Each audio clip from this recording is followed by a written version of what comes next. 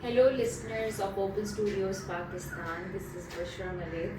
Today I am with Farooq Shahab, and we are here at Farooq Saab's studio to have a very insightful conversation with him about his art practice, about his journey. And pehle to thank you so much, Farooq Saab, for giving us the opportunity and opening your doors हमारे लिए studio में हमें देखने आके देखने के लिए फ़ारूक साहब ने हमें बहुत अच्छा before this podcast we had a really good पूरा टूर इनके स्टूडियो का माशाल्लाह ही has a really big space. तो हमने इनके नीचे वाली स्पेस देखी, ऊपर वाली, इनका काम देखा, इनका 30 साल पुराना काम देखा and everything. Farooq Saab has been practicing for over more than a decade now. If I had to put a number to it, it's 40 years now, mashallah. And Farooq Saab has displayed his work nationally and internationally. He has done a lot of solo shows and group shows. And आज हम उनकी इसी art practice के बारे में बात करेंगे। तो Farooq Saab आपके स्टूडियो से स्टार्ट करते हैं। क्या आइडिया था स्टूडियो का? आपके लिए स्टूडियो स्पेस क्या है? मैं जब वो इकबाल मेहदी साहब के साथ काम करता था, उनका तो स्टूडियो स्पेस था, उनका घर, उनका एक सहन था, उधर भी स्टूडियो था। फिर उन्होंने एक प्राइवेट जगह भी ले ली थी, डेडिकेट की भी थी, वहाँ भी करते थे। लेकिन माई सेल्फ जब मैं वहाँ 92 में जब न्यूयॉर्क गया तो उधर तो स्टूडियो मतलब इतनी किसी जगह की स्टूडियो अपार्टमेंट में इसका आधा होता है। बिल्कुल, बिल्कुल। तो उधर स्पेस लेना तो हम जैसे हम तो कुछ भी थे ही नहीं, अभी भी कुछ भी नहीं है मतलब। तो वो मुझे याद आता है कि हाँ वो स्टूडियो स्पेस। थोड़ा सा बताएं हमें आपकी रूटीन क्या है स्टूडियो की? I know that you work also and आप पढ़ाते भी हैं एंड एवरीथिंग, बट उस सब के बीच में आप अपना स्टूडियो क्या है रूटीन? अगर if we have to share studio की रूटीन ये है कि मुझे पूरे साल में कोई भी ऐसा दिन नहीं होता है मैं स्टूडियो आके अपना टाइम उसमें ना गुजारूं, चाहे काम करूं या ना करूं, मुझे आना ज़रूर होता है। That's very nice, तो yeah. वो सारा मेरे सारे जो थॉट प्रोसेस है, सारी चीज़ें जब इधर आता हूँ तो फिर मुझे सारे ख्यालात भी आते हैं। इट्स लाइक आप समझे आपका ऑफिस भी है, आपका गार्डन भी है, सब कुछ आपका है, क्योंकि आपकी सारी चीज़ें बिखरी हुई हैं। कई लोग कहते हैं इस स्टूडियो में ऐसी ऐसी चीज़ें मेरे होती हैं, कहते हैं यार ये क्यों रखा हुआ है, मैंने कहा ये कभी ना कभी काम आ जाएगा। थोड़ा बताएं आपका पहला शो हुआ गैलरीज के साथ, कैसे आपने अपने आप को इस तरह नेविगेट किया? आपने क्योंकि इंटरनेशनली और लोकली और नेशनली भी अपना काम दिखाया हुआ है उस पैमाने पे, तो कैसे? क्योंकि अभी जिस तरह हम बात करें, अगर एक आर्टिस्ट का कोई बैकग्राउंड ना हो, कोई जान पहचान ना हो, बट स्किल हो, काम करते हैं, तो उनके लिए कैसे, like what is the way for that? शुरू में जब जैसे मैं एज अप्रेंटिस इकबाल मेहदी साहब के साथ काम करता था तो मैंने उनको 84 में ज्वाइन किया था, फिर उनके साथ काम करता रहा। 88 में फिर हम डिटैच हो गए उनसे कि हम अपना कुछ कर रहे हैं। फिर हम ज़्यादातर कमीशन काम करते थे, क्योंकि हमारी ट्रेनिंग थी एज अ पोर्ट्रेट पेंटर। तो पोर्ट्रेट पेंटर्स का जो है ना, उससे आप सर्वाइव आर्ट में बहुत अच्छा कर सकते हैं। That is such a good tip जो कोई आर्टिस्ट आपको, एस्टैब्लिश आर्टिस्ट नहीं बताता है कि आप जो भी पेंट करते हो, लेकिन पेंटिंग की कौन सा ऐसा जॉनरा है जिसमें आप जाएं तो आप सर्वाइव। देखिए, आप हमेशा पोर्ट्रेट पेंटर, आप किसी को भी आप उसकी तस्वीर वैसे भी आप फ्री में भी बना के दे देंगे, वो आपको कुछ पेश कर देगा, हमेशा याद करेगा। अगर वो आपकी एडवर्टाइजमेंट होती है, आपने लगा दिया, आपने कहा चलो अपने दोस्त की, उसके कोई वालिद के दोस्त है, मैंने कहा अरे ये किसने बनेगा? नहीं, मेरे दोस्त का बेटा है वो, कहेंगे मेरे दादा की भी थी उनकी बनवा दो। तो वो मेरे साथ हुआ। मेरा बहुत अजीज दोस्त है, आजकल कनाडा में, फराज उनका नाम। शुरू में उन्होंने बहुत, उनके वालिद ने बहुत कमीशन काम कराया, तो सरवाइव इसी तरह होता रहा, तो मुझे नौकरी की जरूरत नहीं पड़ी, तो आगे चल के मुझे फिर बड़े बड़े कमीशन, बड़े बड़े कमीशन जैसे सिंध क्लब के ज़्यादातर उस वक्त हुसैन हारून साहब थे, उनकी नज़र में मैं किसी तरह आ गया, तो उन्होंने मुझे बहुत सारे प्रोजेक्ट दिए कि ये कर लो, हिस्टोरिकल पेंटिंग को रिक्रिएट करो। तो मेरी बहुत बड़ी 22-24 फुट की पेंटिंग वहाँ पे लगी है। तो इस तरह से मैं रुका नहीं कभी भी कि मुझे गैलरी है या नहीं है, क्योंकि गैलरी बहुत कम थी, तो हर को जगह नहीं मिल सकती नहीं, बिल्कुल सही और बात मेरा कोई इस तरह का कोई स्टाइल डेवलप नहीं हुआ था जो गैलरी के साथ जाए। तो मैंने 20 साल तक समझे 84 अब 3-4 साल ट्रेनिंग का लगा लिया, तो उसके बाद तक मैंने ग्रुप शोज में तो हिस्सा लेता रहा, जैसे कायदे आज़म की पोर्ट्रेट की एग्जीबिशन हो रही है, तो उसमें मुझे गोल्ड मेडल भी मिला आर्ट्स काउंसिल में। इसी तरह मुख्तलिफ जगह, तो मेरी पोर्ट्रेट बड़ी सर्वाइवल थी इवन इन अमेरिका, क्योंकि जब मैं अमेरिका गया था मुझे नहीं पता था कि पोर्टफोलियो बनता है, ये 92 की बात कर रहा हूँ, मैं तो 2-3 पेंटिंग रोल करके ले गया था। तो मैं वहाँ पे सोहो का जो इलाका है जहाँ पे सारी गैलरी है, तो मैं 2-3 गैलरी अपॉइंटमेंट लेके आ गया था। तो एक आखिरी ऐसे गैलरी में गया था, वो मॉन्टेक गैलरी थी, तो उधर मैं चला गया, ये वो तो जैसे ये दरवाज़ा हल्का सा खुला हुआ था, तो मैंने बोला मैं पाकिस्तान से हूँ, ये आर्टिस्ट है, वो कहने लगे नहीं अपॉइंटमेंट लेके आए, तो इधर से एक आवाज़ है लेट हिम, तो उसने कहा मेरा कोई अपॉइंटमेंट कैंसिल हो गया, क्या तुम करते हो? मैंने कहा ये पोर्ट्रेट करता हूँ। कहने ओके, तुम अपना नंबर और सारी चीज़ें रख के चले जाओ। तो मैं रख के चला गया वहाँ पे, तो उन्होंने मुझे फोटोग्राफ भेजी, 2 फोटोग्राफ भेजी और मुझे $400 का चेक भेजा 92 से कि ये तुम बना के, वो दिन मैंने बना के दे दी। फिर उन्होंने मुझे वहाँ के, बल्कि मेरा मैगजीन में भी उन्होंने फीचर किया आपको, मैनहट्टन आर्ट के नाम से लेकर मेरा उन्होंने फीचर किया। इकबाल मेहदी साहब की एग्जीबिशन थी यूनाइटेड नेशन के पाकिस्तान ऑफिस में, तो वहाँ का जो यूनाइटेड नेशन का प्रोटोकॉल ऑफिसर था वो मुझे मिल गया, उसने कहा तुम्हारा काम, इकबाल साहब ने मुझे इंट्रोड्यूस किया, ये पोर्ट्रेट पेंटर है। उन्होंने मुझे बुलाया UN, तो मैं UN गया, तो उन्होंने मुझे कमीशन कुछ काम कराया, वो अली तैमूर, वो इजिप्ट के थे। अच्छा, तो इस तरह रास्ते बनते गए। मैं वही सवाल मैंने आपसे स्टार्ट कहाँ से किया था, and then of course portrait and became a way for you to survive.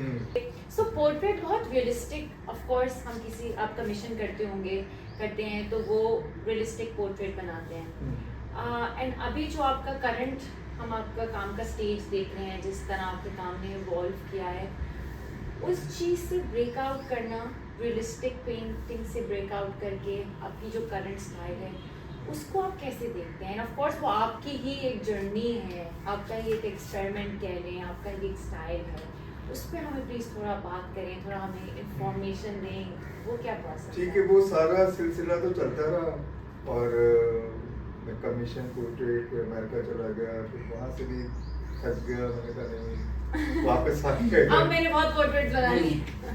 हाँ, वहाँ पे मेरा काम चलता था, मैं वहाँ पे मेरे दोस्तों में जो गए थे, मैं वाहिद था जो मैं कोई और जॉब करता भी था, तो सैटरडे 1 दिन 2 दिन ऐसे करता था, बाकी मेरा सर्वाइवल हो जाता था, तो मुझे इतनी ज़रूरत नहीं पड़ी। फिर इधर आ गए दोबारा कि हम दोबारा पाकिस्तान चले, और इस तरह से फिर उसमें काम करते रहे। फिर तो इकबाल मेहदी साहब ने उन्होंने बोला कि तुम आ जाओ, हमारे दोबारा ज्वाइन कर लो, और ये हमारे पास उनके पास कमीशन काम बहुत हो गया। तो फिर मैंने जब इतना बहुत सारी चीज़ें इतने जहन में थी कि ये हो सकता है, और वहाँ पे हम जाते थे सोहो में हर सैटरडे संडे को आर्ट गैलरीज में, और ज़्यादा ये होता था कुछ खा पी लेंगे, थोड़ा फ्री वाइन पी लेंगे। तो वो हम सैटरडे संडे जो है ना, हम सारा सोहो में वहाँ फिरते रहते थे, और बड़ा मज़ा आया। तो हमने कहा यार ये तो अलग है, हाँ ऐसा। तो हमने कहा हमें इस तरह का आर्टिस्ट बनना है यार, ये कमीशन वगैरह ये बड़ी डिक्टेशन होती है और बड़ा नाराज़ हो जाते हैं कि उन्होंने अपनी बीवी की बनवाई, उन्होंने कहा नहीं ये इसके बाल यूँ कर दो, इसके चीक्स ऐसे हैं, मतलब यू नो, तो हमें ब्यूटीफाई करने क्योंकि हर कोई चाहता है वो बहुत अच्छा लगे, खूबसूरत लगे अपनी सेल्फ पोर्ट्रेट में, तो व्हिच इज नॉट बैड, अच्छी बात है। तो उस तरह से फिर मैंने इस तरह से काम, फिर मैंने थोड़ा सोचा कि यार ये मैं कितना भी अच्छा कर लूँगा, जिस तरह की पोर्ट्रेट और जिस तरह के स्टाइल में मैं काम करता हूँ, तो या तो लोग बोलेंगे कि ये इकबाल मेहंदी का शागिर्द बहुत होनहार है, या कहेंगे नहीं उनसे ज़रा नीचे है, ऐसे कोई कहेगा नहीं बराबर पहुँच गया।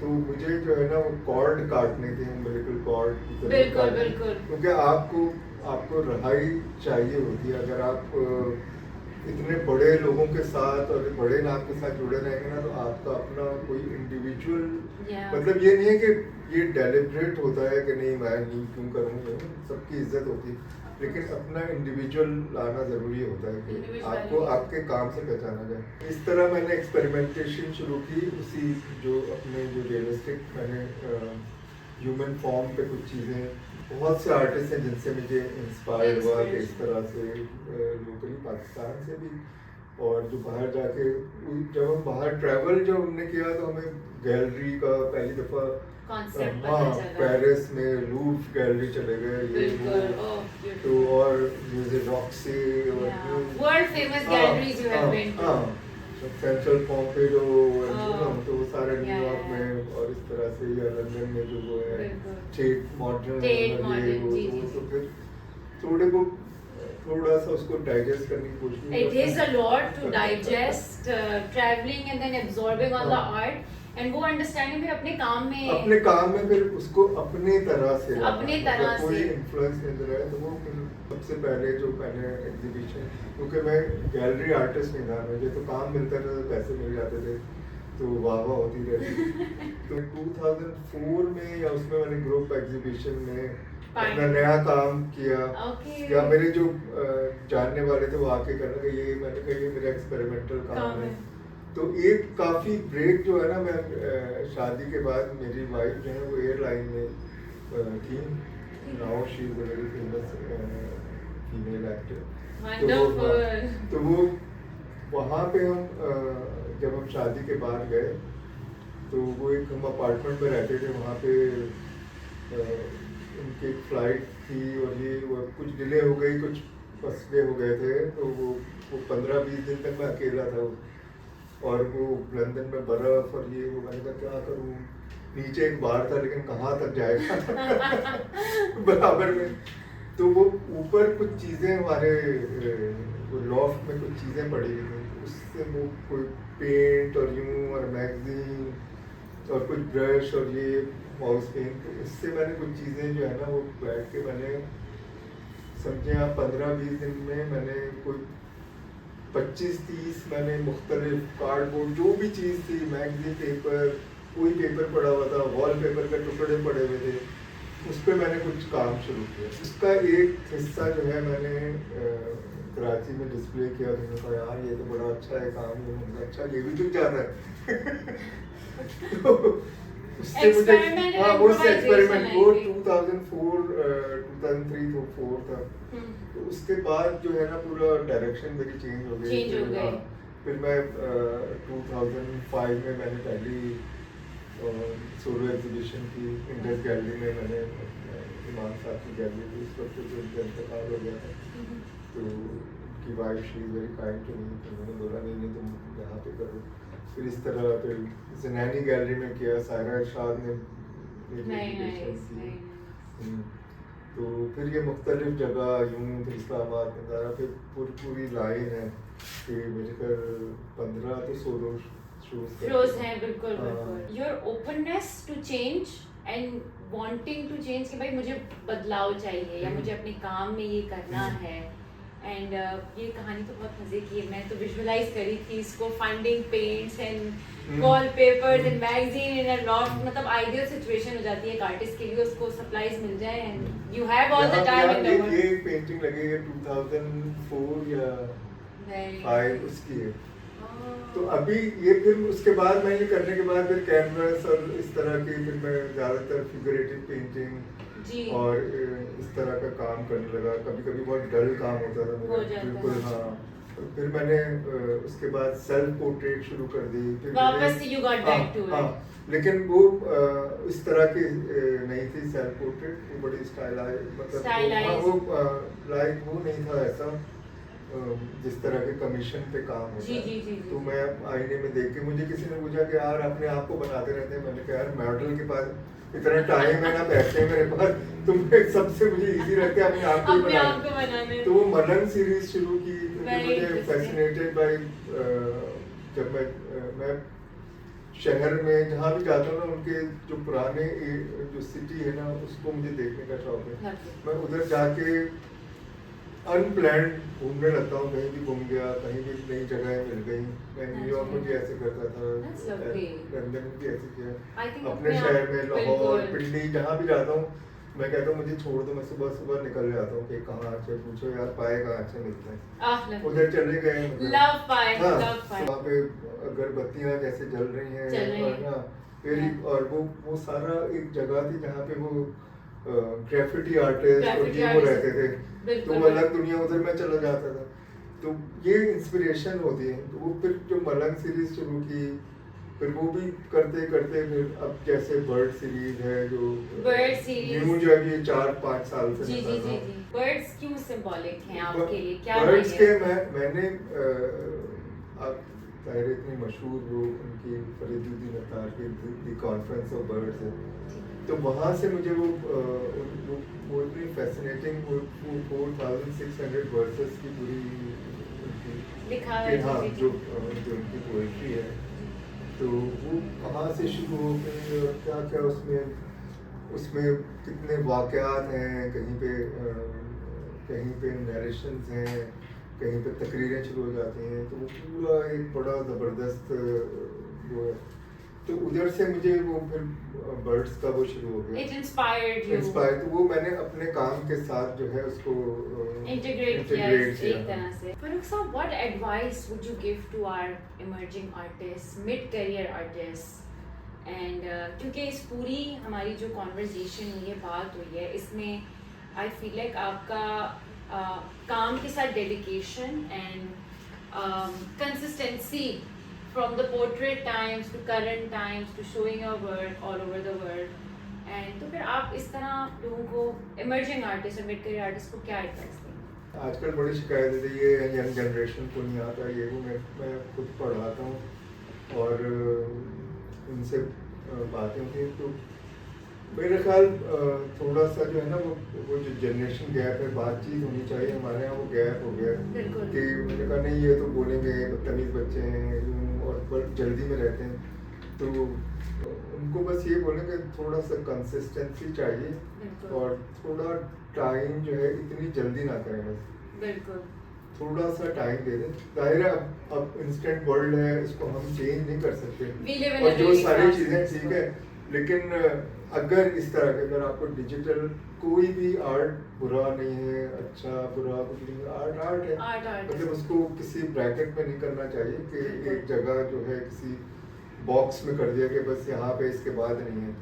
तो अभी भी आप देखें, मेरा ख्याल है कि जो पुराना काम और जैसे मॉडर्न आर्ट और इस तरह से ये जिस तरह से उसका रिवाइवल होगा, मतलब कोई चीज़ ख़त्म नहीं होती. जब कैमरा इजाद हुआ था तो वो पहले हुआ था कि आज से पोर्ट्रेट पेंटिंग खत्म हो जाएगी. लेकिन चक क्लोज और ये और अपने वर्जन्स निकालने, जेनी सवाल वो पोर्ट्रेट करती है क्या और किस तरह से. तो रूट्स को ना भूलें, रूट्स को ज़रूर याद रखें, जब ही आप आगे बढ़ सकते हैं.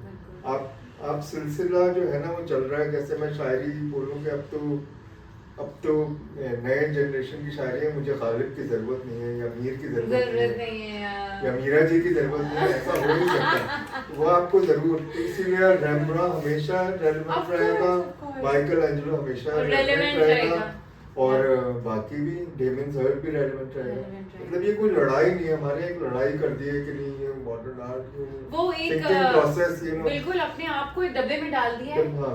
और आर्ट को भी एक डब्बे में डाल दिया और फिर बोला जा रहा है कि आउट ऑफ द बॉक्स क्यों नहीं सोचा। हाँ, क्योंकि मैं नहीं समझता जो आज कहते हैं ना कॉन्सेप्चुअल सोचो, मतलब कोई भी चीज विदाउट कॉन्सेप्ट हो ही नहीं सकती।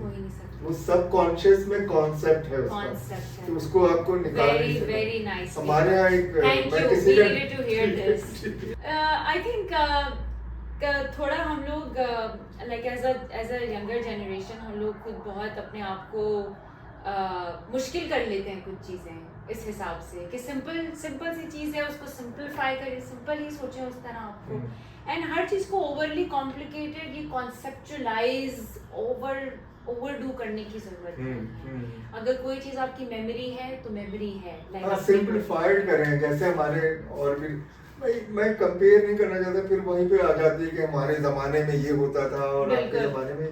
हमारा जमाना और आपका सबका एक है, जब तक हम आपके जमाने में हैं तो हमारा जमाना एक है। तो उसको इतना मुश्किल करने की जरूरत नहीं है कि नहीं तुमने यूं क्यों जजमेंट के।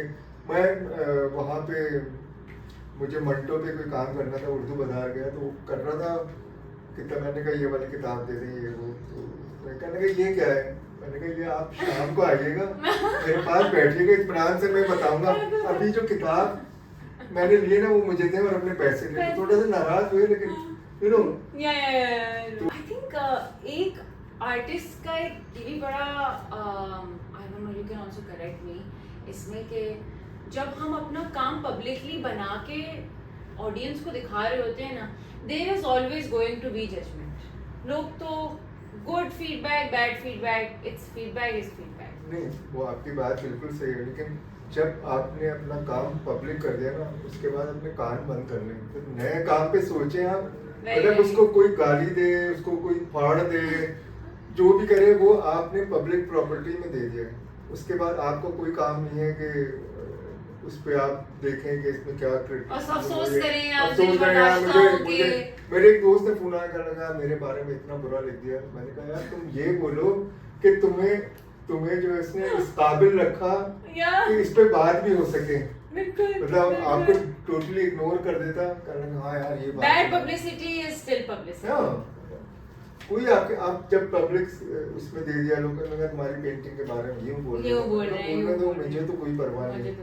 उसके बाद मैं कभी भी पीछे मुड़ के देखते नहीं कि क्या हुआ। That is a very firm approach. Thank you so much for your time.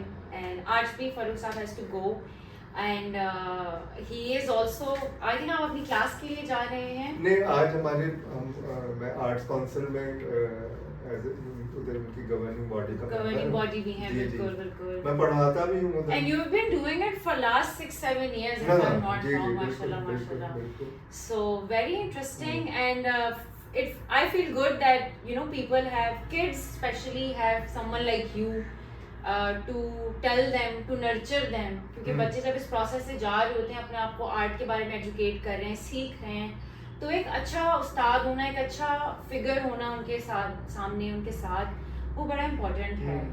क्योंकि नॉट बैड बट इन अ वे अगर आपको अच्छा उस्ताद नहीं मिलता, अच्छे लोग नहीं मिलते, तो फिर आपके लिए थोड़ी ये जर्नी मुश्किल हो जाती है। बिल्कुल ऐसे ही। सो आई एम रियली ग्लैड कि I feel really happy and आपसे मिलके बहुत अच्छा लगा।